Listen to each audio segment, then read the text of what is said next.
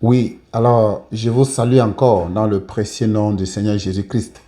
Je suis le frère innocent, l'évangéliste de Jésus-Christ. Oui, je vais continuer et terminer cet enseignement sur les raisons pour lesquelles beaucoup de chrétiens vivent une vie infructueuse, une vie remplie de frustrations, une vie sans progrès, une vie chrétienne qui fait pitié, remplie de déceptions, d'échecs, de maladies, de malédictions. Oui, nous avons commencé et nous avons compris, nous avons commencé par dire que Dieu a créé le monde en deux groupes. Il y a la postérité de la femme et la postérité du serpent. Il y a les fils de la rébellion et les fils de Dieu. Il y a les vases d'honneur, les vases de miséricorde, puis de l'autre côté, les vases d'un usage vil et les vases de colère destinés à l'enfer. Alors que les vases de miséricorde et les vases d'honneur sont pour la gloire et le paradis. C'est Dieu qui a voulu ainsi. Et nous voyons que dans la Nouvelle Alliance, on nous parle des enfants de colère et des enfants de Dieu. On nous parle de l'ivraie et des blés. L'ivraie pour le lac de feu et le blé pour le royaume de Dieu qu'on appelle en même temps le grenier. Alors, et nous avons vu que tous ceux qui vivent une vie chrétienne, qui se disent chrétiennes et qui ont une vie chrétienne qui n'est pas agréable, une vie chrétienne qui n'est pas enviable, il y a quelques raisons qui expliquent ça. Et la première raison, c'est qu'ils ont mis leur confiance en l'homme. Ok? Quand tu mets ta confiance en l'homme, tu es encore sous la malédiction, tu ne peux pas expérimenter les grâces de Dieu. Ils ont mis leur confiance dans les systèmes mondains, dans les hôpitaux, les systèmes religieux, l'emploi, les pays. Ils pensent qu'il faut être béni dans tel pays, dans l'autre pays, on n'est pas béni. Ça, c'est pas bon. C'est une mauvaise pensée. Dieu bénit partout. Dieu bénit ses enfants, quelle que soit la position. Il n'y a pas un endroit spécifique. Quel que soit le travail que tu fais, Dieu peut te bénir là-bas. Quel que soit ton rang social, là, tu dois expérimenter la croissance spirituelle, le repos véritable de Dieu. Ok? Nous avons aussi vu qu'il y a beaucoup de personnes qui mettent leur confiance dans le travail qu'ils effectuent. Ils sont chefs d'entreprise, ils ont un travail quelque part, ils pensent que leur source de revenus, c'est leur travail. Nous avons démontré que la source de revenus de toute personne, c'est le Créateur. C'est Dieu la source. Tous les autres moyens là que Dieu utilise pour nous bénir, on appelle ça les ressources. Ok? Et c'est très important de l'identifier et de rendre à César ce qui est à César, rendre grâce à Dieu parce que c'est de lui que viennent toutes choses. Et nous avons aussi vu dans le point 4 qu'il y a les gens qui vivent encore dans la nouvelle alliance avec l'esprit de la loi. Dans la loi, pour être sauvé, il fallait respecter les 10 commandements. Pour être béni, il fallait obéir à ci. Il fallait faire ceci. Si tu fais ça, on te donnera ça. Si tu fais ça, je te guérirai. Je t'éloignerai des maladies. Mais dans la nouvelle alliance, nous sommes guéris parce que Christ a pris la douleur qui devait nous rendre malades. Nous sommes bénis parce que Christ a pris notre malédiction. Nous sommes riches parce que Christ a pris la pauvreté qui était sur notre vie. Nous sommes sauvés parce que Christ est mort à notre place. Donc c'est tout ce que Jésus-Christ a fait qui nous confère le statut d'enfant de Dieu et qui nous réserve un héritage immérité, qui ne dépend pas de nos efforts, qui ne dépend pas de ce que nous ferons. Le juste vivra par la foi. Donc il est question de ne pas vivre dans l'esprit, n'est-ce pas, de la loi, mais de l'esprit de la grâce. Et nous avons vu qu'Abraham même, quand il a donné la dîme, ce n'était pas pour être béni, c'était parce qu'il était déjà béni. Et nous avons vu que tous ceux qui s'attachent aux œuvres de la loi sont encore sous la malédiction. C'est Éphésiens qui le dit. Et Éphésiens qui le dit. Et puis nous avons vu aussi que Tite 2,11 nous dit « Car la grâce de Dieu, source de salut pour tous les hommes, a été manifestée. Elle nous enseigne à renoncer à l'impiété et au convoitisme mondaine et à vivre dans le siècle présent selon la sagesse, la justice et la piété. » Voyez-vous, la grâce de Dieu, c'est réservé à ceux-là que Dieu a mis à part pour représenter, pour être membre de son royaume, pour être de son peuple, pour être de son troupeau. Et cette grâce-là, non seulement nous sauve, mais ça s'installe comme notre pédagogue dans notre conscience, en nous, dans notre cœur, tout le temps pour nous dire, oh, ça c'est pas bon, oh, ça c'est pas bon, ne fais pas ça, fais plutôt ceci. Oui, la grâce nous donne la force de renoncer. Ça nous enseigne à renoncer au convoitise mondaine. Ok? La grâce nous donne la force à renoncer à l'impiété, au convoitise mondaine, à tout ce qui ne glorifie pas Dieu, à une vie d'impureté, à une vie d'immoralité, pour nous concentrer, n'est-ce pas, à une vie de piété, de crainte de Dieu, de sanctification, une vie centrée sur la justice, la vérité. C'est ça la force de la grâce en nous. Donc, lorsqu'on devient enfant de Dieu, né de nouveau, on devrait expérimenter cela. Et 2 Corinthiens 8, verset 9 nous a dit, lorsque nous avons conclu l'ancien message, le premier enseignement, car vous connaissez la grâce de notre Seigneur Jésus-Christ, qui pour vous s'est fait pauvre, de riche qu'il était, afin que par sa pauvreté, nous fussions enrichis. Effectivement. Donc, nous sommes riches parce que Jésus-Christ a pris notre place de pauvres. Nous sommes tous pauvres, mais Jésus-Christ échange. Il prend notre pauvreté pour nous donner sa richesse. Ce n'est pas ce que nous faisons qui nous rend riches. C'était très important de comprendre la différence entre vivre sous l'esprit de la loi et vivre sous l'esprit de la grâce. Vivre sous l'esprit de la grâce, c'est ça qui est réservé à ceux-là qui sont nés de nouveau et qui appartiennent à Jésus-Christ. Le juste vivra par la foi. On ne marche pas par la vue, mais on marche par la foi. C'est-à-dire, on espère la foi, c'est une ferme assurance des choses qu'on espère, la démonstration des choses qu'on ne voit pas. Alors, le point 5, le doute et l'incrédulité. Beaucoup de soi-disant chrétiens doutent. Ils sont incrédules. Jacques 1,5 dit, si quelqu'un d'entre vous manque de sagesse, qu'il la demande à Dieu, qui donne à tous simplement et sans reproche, et elle lui sera donnée. Mais qu'il la demande avec foi, sans douter, car celui qui doute est semblable au flot de la mer, agité par le vent et poussé de côté et d'autre. Qu'un tel homme ne s'imagine pas qu'il recevra quelque chose du Seigneur. Le doute, ça c'est l'ennemi primordial de la foi. C'est le contraire de la foi. C'est l'opposé de la foi. Quand tu doutes, tu es hors du champ d'exaucement de prière que tu adresses à Dieu. La foi est le lubrifiant de l'exaucement de toutes les prières. Il faut croire en Dieu. Et la foi, c'est quoi? C'est la confiance en Dieu. Le doute, c'est le fait de ne pas avoir confiance en Dieu. C'est de penser que ce que Dieu a dit n'est pas capable de faire. Et Dieu n'aime pas ça. Dieu s'irrite chaque fois que l'on doute. Caleb et Josué sont allés explorer la terre promise avec 10 autres espions. Ils étaient 12, un par tribu, une personne par tribu. Il y avait 12 tribus d'Israël. Quand ils sont revenus de l'exploration, alors, ils ont donné le bilan de la mission. Les 10 espions ont donné un bilan mitigé, un bilan atypique, un bilan, n'est-ce pas, triste, un bilan pessimiste qui a rendu tout le peuple de Dieu fatigué. On dit que même les dirigeants, Aaron et Moïse, sont tombés, ils pleuraient. Parce que le bilan était tellement négatif, ils ont fait la gloire du méchant. Ils ont montré que l'ennemi est plus fort que eux. Et ils ne peuvent pas. Ça, c'est le doute. Ça, c'est l'incrédulité. Mais il y a eu 2 hommes exceptionnels. Ils s'appellent Caleb et Josué. Ils ont fait un rapport opposé à leur rapport. Il n'était que 2. Waouh, c'était très important de le savoir. Et les 2 ont dit, nous avons vu les géants, c'est vrai.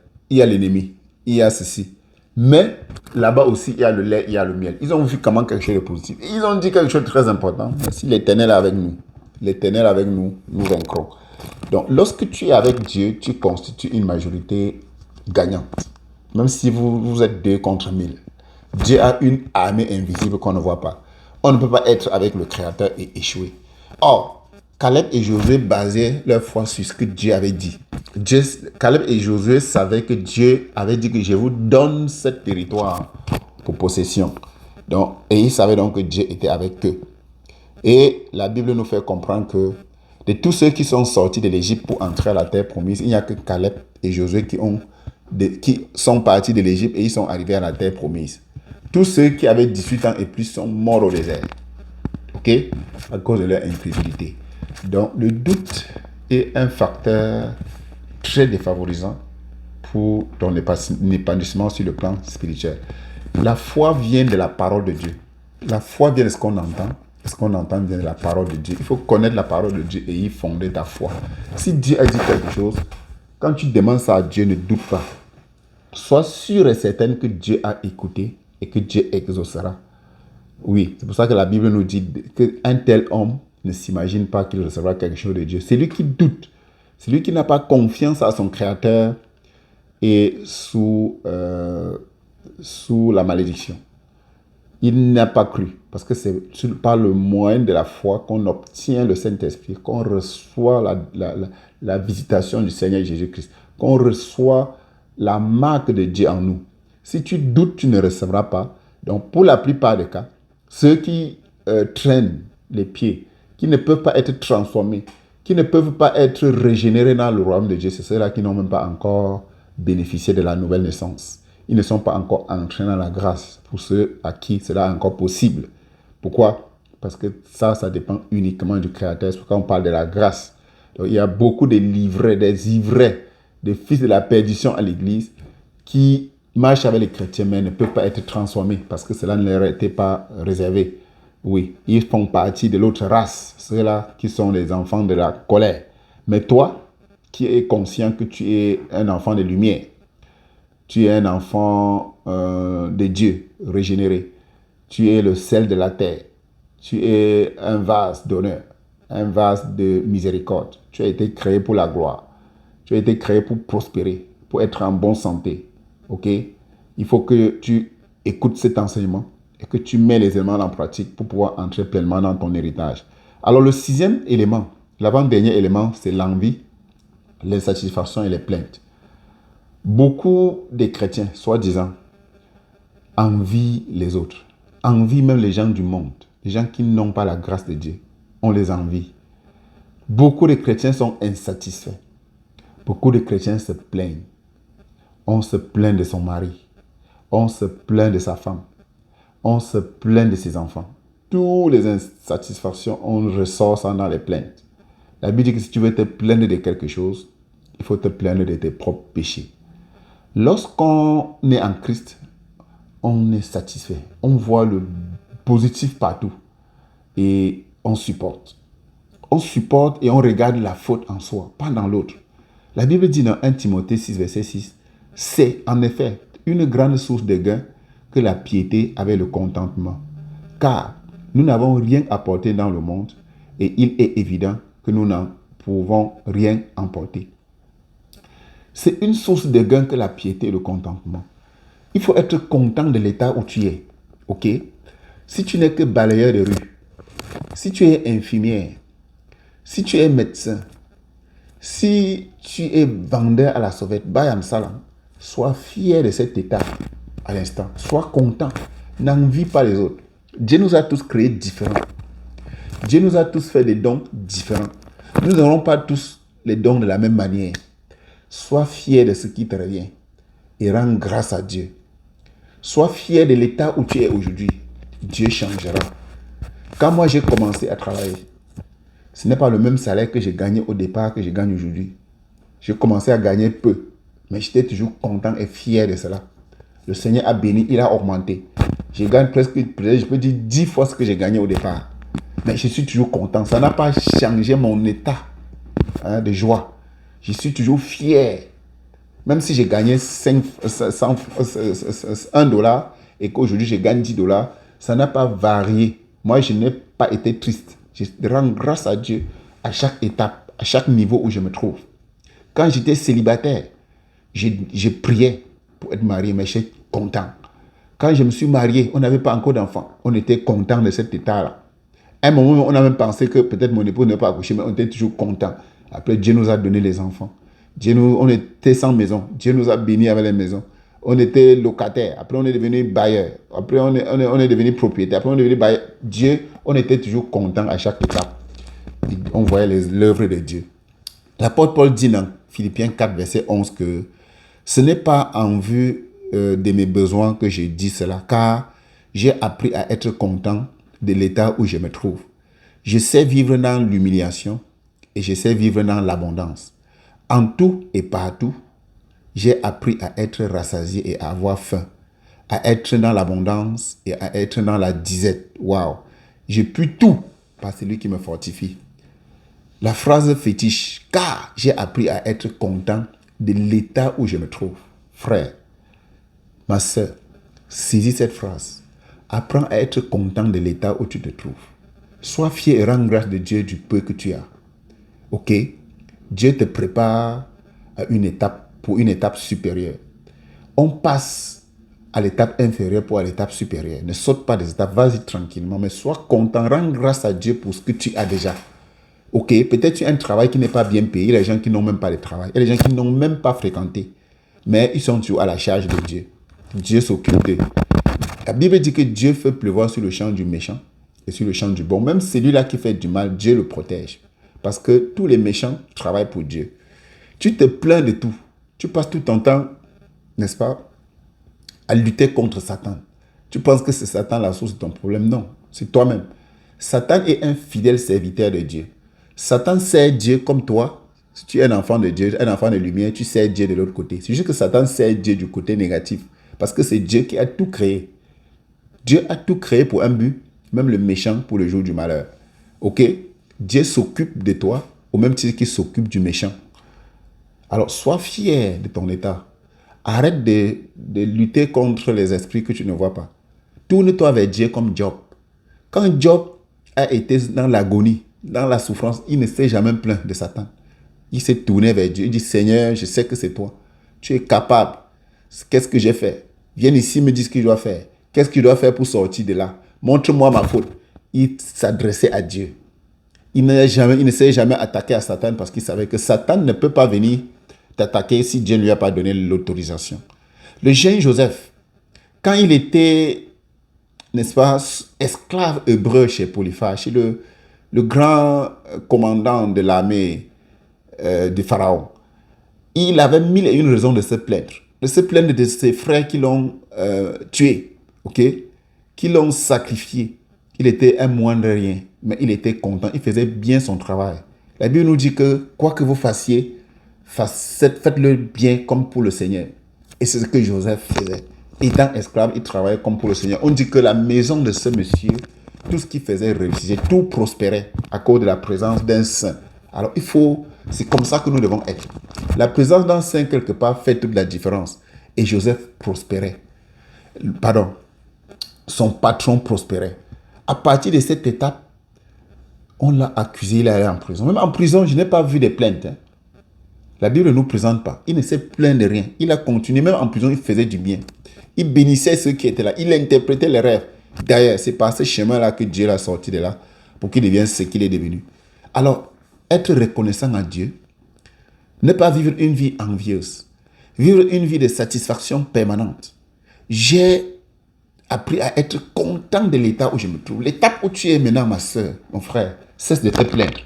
Ne pense pas qu'il te faut un très grand travail, un gros salaire. Ne pense pas qu'il faut que tu te maries avant d'être content. Ne pense pas que c'est quand tu auras des enfants que ta joie sera pleine. Non, sois d'abord joyeux, très joyeux maintenant. Sois content de Dieu. Sois content de l'état où tu es.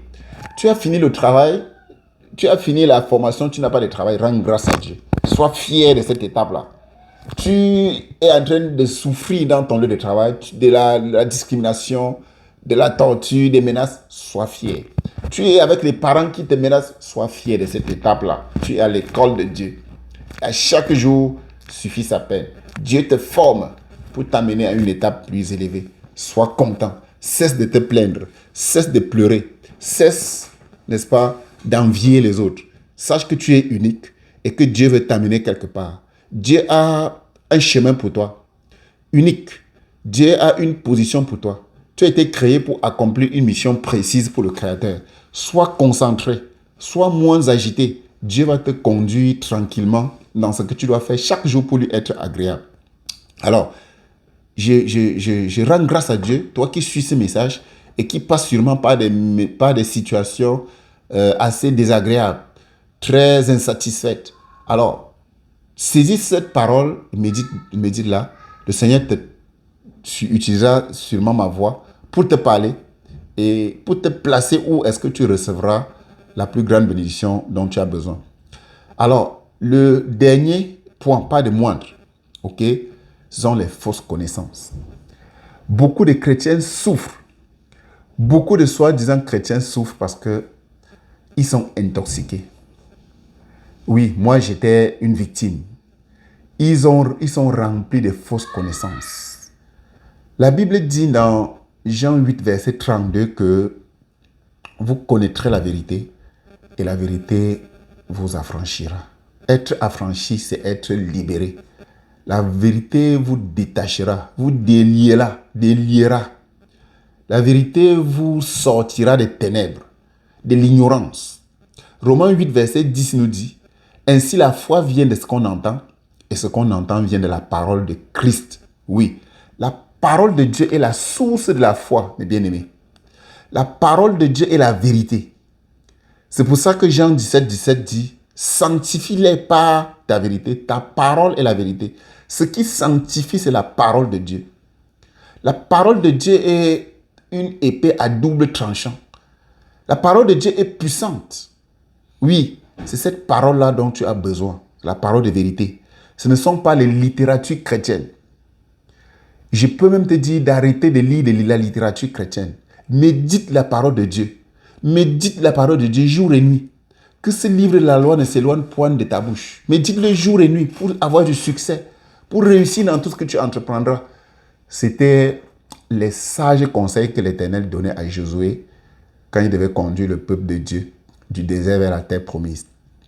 Et David disait, « Heureux l'homme qui ne marche pas selon le conseil des méchants, qui ne s'assied pas sur le banc des moqueurs, et qui ne fait pas ci, qui ne fait pas ça, mais qui trouve son plaisir dans la loi de l'Éternel, et qui la médite jour et nuit, tout ce qui fait lui réussir. » Frère, ma très chère sœur, la force du chrétien se trouve dans la connaissance. Quelle connaissance de la vérité? Et c'est quoi la vérité? La parole de Dieu. C'est Jésus-Christ lui-même. C'est ça qu'il faut apprendre. Ce n'est pas les littératures chrétiennes, mes amis. Dans la littérature chrétienne, c'est la parole de l'homme. Ok? Quand tu suis un enseignement, si l'enseignement n'est pas tiré de la Bible, ce n'est pas l'explication de la Bible qu'on va te donner, arrête de suivre ça. Parce qu'ils vont te faire du charabia. Ils vont te développer la logique humaine, la théorie des hommes. Ok? Et ça ne va pas te bénir. Là, ce qui sanctifie, c'est la parole. La parole de Dieu guérit. La parole de Dieu est une lampe à notre pied, une lumière sur notre sentier. C'est David qui le disait dans le livre des Psaumes 119. Dieu envoya la parole et les guérit. La Bible dit que l'homme ne vivra pas seulement de pain, mais de toute parole qui sort de la bouche de l'Éternel. La parole de Dieu est la nourriture spirituelle des chrétiens. Ce n'est pas les livres chrétiens. Actuellement, tous ces systèmes religieux détournent l'attention de la majorité des chrétiens naïfs, des chrétiens sans fondement, et les proposent à la place de la Bible leurs documents qu'ils ont écrits. Et invitent tous les chrétiens à acheter et à lire plus les documents des hommes, la parole des hommes que la parole de Dieu. Ça, c'est une fatalité. Moi, j'ai été piégé pendant longtemps. J'avais rempli ma bibliothèque de livres chrétiens. Quel est l'évangéliste que je n'ai pas lu? Sachez que notre pédagogue, notre instructeur, c'est Dieu lui-même. Dieu enseigne à travers la parole. La Bible dit que Dieu envoya la parole et il est guéri. Et la Bible dit que Jésus-Christ ouvrit leur esprit pour qu'ils comprennent les Écritures. Oui. Alors, il ouvrit l'esprit afin qu'ils comprissent les Écritures. Ça, c'est Luc 24, verset 45. Dieu enseigne ses enfants à travers la parole. Si tu as le Saint-Esprit, la Bible dit que le consolateur viendra et il vous conduira dans toute la vérité. Lorsque tu as l'Esprit de Dieu, en lisant la Bible, tu dois facilement comprendre. On explique la Bible avec la Bible. On explique un verset biblique avec un autre verset biblique, mes bien-aimés. C'est ce que le Seigneur m'a appris. On n'explique pas la Bible avec une littérature chrétienne. Ça doit être le commentaire de l'homme, de cette personne-là, sa manière dont il voit les Écritures. Ce n'est pas une parole universelle. Ça peut être vrai pour un temps. Ok? La parole de l'homme peut être vraie pour un temps, mais pas en tout temps. La parole de l'homme peut être vraie pour une personne, pour un groupe, pour un système, mais ça ne peut pas être vrai pour tout le monde.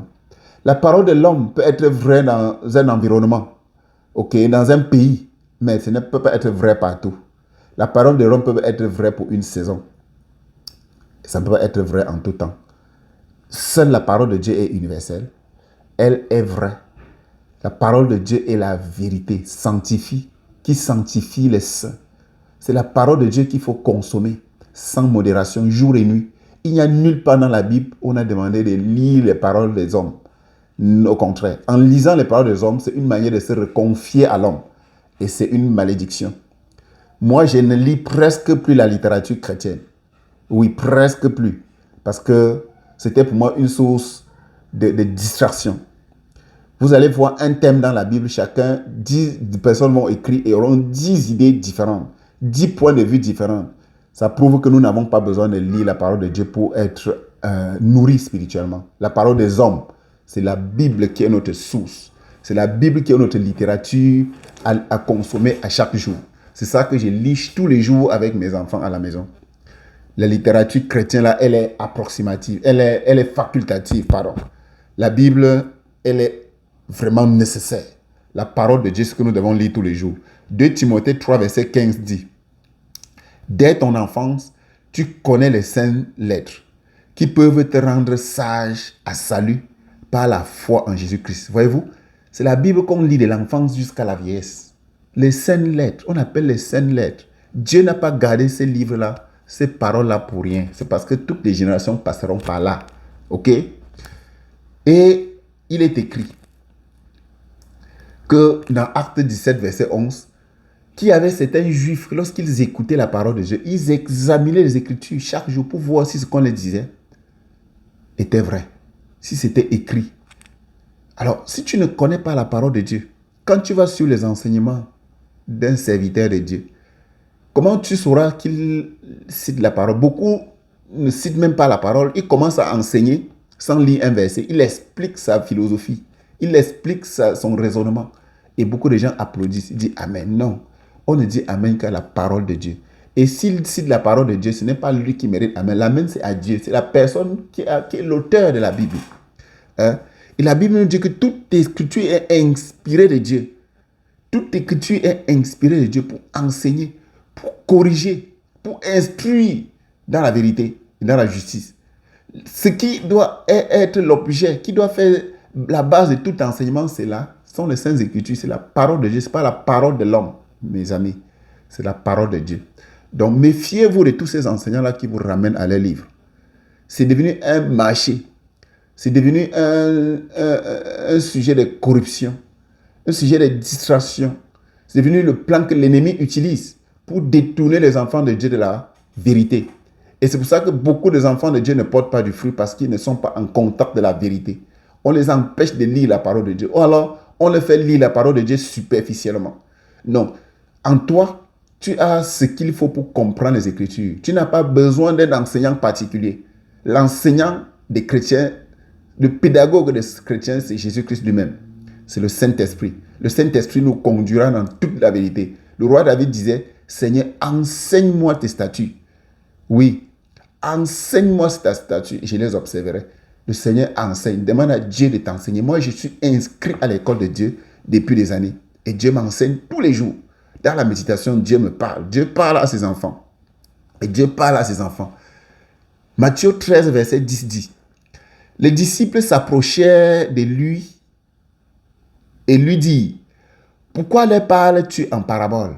Jésus leur répondit, parce qu'il vous a été donné de connaître les mystères du royaume des cieux et que cela ne leur a pas été donné. Waouh, gloire et louange au Seigneur. Ceci va généralement conclure ce message. Et puis ça ramène sur la table les deux races dont je vous ai dit en début de cet enseignement. Il y a deux groupes de personnes dans le monde. Ceux-là qui sont sous la grâce et ceux-là qui sont déchus, les impies, ceux qui ont été créés pour aller en enfer. Et pour aller en enfer, il faut mériter son enfer, il faut refuser de croire en Jésus et il ne faut pas porter du fruit parce que c'est les mauvais arbres. La Bible dit que tout bon arbre porte des bons fruits. Si tu es un bon arbre, mon cher frère, tu dois porter du bon fruit parce que Dieu a laissé à ses enfants la possibilité de comprendre les mystères du royaume. Donc quand je donne cette parole, ça devait être une source de joie pour ton cœur. Ça devait être une nourriture spirituelle dont tu as envie d'écouter encore parce que tu es de Dieu. Dieu a mis son esprit en toi pour que quand tu écoutes sa voix, tu le suis. Tu écoutes sa voix, tu comprends. Tu écoutes sa voix, non seulement tu entends, mais tu comprends ce que Dieu veut dire. Tous les enfants de Dieu se comprennent. Il n'y a pas de contradiction entre les enfants de Dieu. Quand je lis, n'est-ce pas, un message dans l'esprit de Dieu, quelqu'un qui enseigne dans l'esprit de Dieu, c'est facile pour moi. Ça ne m'offense en rien. Je me sens à l'aise parce que j'ai l'esprit de Dieu en moi. Mais sache que beaucoup ont enseigné avec l'esprit, avec ce qu'on appelle la doctrine humaine, ce que les hommes ont inventé. Et tous les faux prophètes, n'est-ce pas, c'est leur stratégie, c'est leur particularité. Ils écrivent, ils modifient la parole de Dieu. Et la parole de Dieu est utilisée comme un fonds de commerce. Et ils utilisent la partie, ils interprètent ça selon leur désir. Ok? La Bible dit qu'il y aura un moment, ce moment-là déjà là, où les faux chrétiens ne supporteront plus la saine doctrine. Parce que ce sont les enfants de colère. Ce sont les impies. C'est la postérité de Satan. Ce sont les gens, ils sont du malin, comme Caïn. Ils ne supporteront pas la saine doctrine. Ils vont se tailler une foule de docteurs, n'est-ce pas, ayant la démangeaison d'entendre les choses agréables. C'est pour ça que tous ces faux docteurs-là sont nombreux. Ils se donnent des gros titres. Ils se font appeler docteurs. Docteur ci, docteur cela, big shops. Ils enseignent la fausse doctrine. Ils enseignent la fausseté. Ok? Ils n'enseignent pas la vérité. C'est ces paroles-là qui ne peuvent pas bénir. Ces paroles ne peuvent pas te transformer. Ça ne peut pas te permettre d'entrer pleinement dans ton héritage. Il faut fuir ces personnes. Il faut examiner les Écritures. Il faut examiner ce qu'ils disent sur la base des Écritures. Et tu laisses l'Esprit de Dieu te guider. Tu vas voir que c'est rempli de fautes, c'est rempli de ruses. Oui, ils vont changer la parole de Dieu. Il faut vraiment avoir l'Esprit de Dieu pour comprendre que tous ceux-là sont dans l'erreur. Et quand tu vas les reprendre, ils vont dire que tu es rebelle. Ils vont dire qu'on fait ceci. Non. Lorsqu'on est dans la vérité, on a la force. Lorsqu'on est dans la vérité, on est béni. On est rayonnant. On a la faveur de Dieu. On réussit dans tout ce qu'on fait. Ce que la Bible nous garantit. Donc, il n'y a pas de honte en ça. Saisis la parole de Dieu avec joie et mets-toi à l'école de Dieu, véritablement. Toi qui te réclames de Jésus, toi qui reconnais Jésus comme Seigneur et Sauveur personnel, toi qui reconnais que Jésus est mort à la croix, à ta place, toi qui crois en l'œuvre de la rédemption, toi qui sais que tu es membre du peuple de Dieu, tu sais que tu es de la famille de Dieu. La Bible dit que tu es de la nation sainte. Tu es une race élue. Dieu t'a élu avant la fondation du monde à être un de sa famille, un membre de sa famille. La Bible dit que tu es une nation sainte. Tu es un peuple élu de Dieu. Ok? Et la Bible dit qu'il a fait tout ça pourquoi? Pour que tu annonces les vertus de celui-là qui t'a sorti des ténèbres et son admirable lumière. Donc nous sommes sauvés pour représenter le ciel, pour être ambassadeurs de Dieu dans notre génération. Nous devons d'abord être transformés. Il faut que notre manière de vivre attire les gens vers nous. Notre manière de vivre soit une bénédiction pour les autres. Alors cesse de vivre une vie chrétienne qui fait pitié, une vie chrétienne désagréable, une vie chrétienne non enviable. Il faut que les gens qui te connaissent aient envie, non seulement de demeurer avec toi, mais de connaître ton Dieu, de faire ce que tu fais, de lire ta Bible et d'étudier ta Bible, de prier avec toi. Parce que tu es agréable, parce que tu es efficace, tu es joyeux, tu es au repos. Oui, tu ne présentes aucun danger à tous ceux-là qui sont autour de toi. Ça, c'est la grâce que Dieu donne à ceux-là qui le représentent dans le monde. Tu n'es pas un méchant, mais tu es une personne justifiée et tu marches dans la bonté. Dieu doit te rassasier chaque matin de sa bonté pour que tu rayonnes davantage de la joie. Alors, ça, c'était le message que le Seigneur m'a mis à cœur de partager avec toi. Si tu as écouté ces deux enseignements, ok, qui regroupent les quelques éléments qui empêchent que beaucoup de chrétiens entrent dans leur héritage, si tu les as écoutés, j'en ai cité 7, ce n'est pas exhaustif, il y a beaucoup d'autres éléments, mais ce sont les 7 importants que j'ai trouvés dans le mystère pastoral à partager avec toi. Vraiment, le plus important, c'est de mettre sa confiance en Dieu, c'est de rechercher la vérité soi-même. Vraiment, il ne faut pas se laisser berner par des religieux, par des systèmes religieux, par tous ceux-là qui n'ont pas été envoyés, qui ne sont pas connus de Jésus et qui s'autoprogramment, ils veulent tout enseigner. Non, tu as l'Esprit de Dieu, tu as la capacité d'entrer dans la richesse. Dieu a prévu que tu peux comprendre les mystères du royaume toi-même. Tu dois dépendre de Dieu uniquement et non des hommes. Alors que la faveur et la grâce de Dieu te soient abondamment multipliées. On va se retrouver une autre fois pour un autre message aussi important. Merci beaucoup.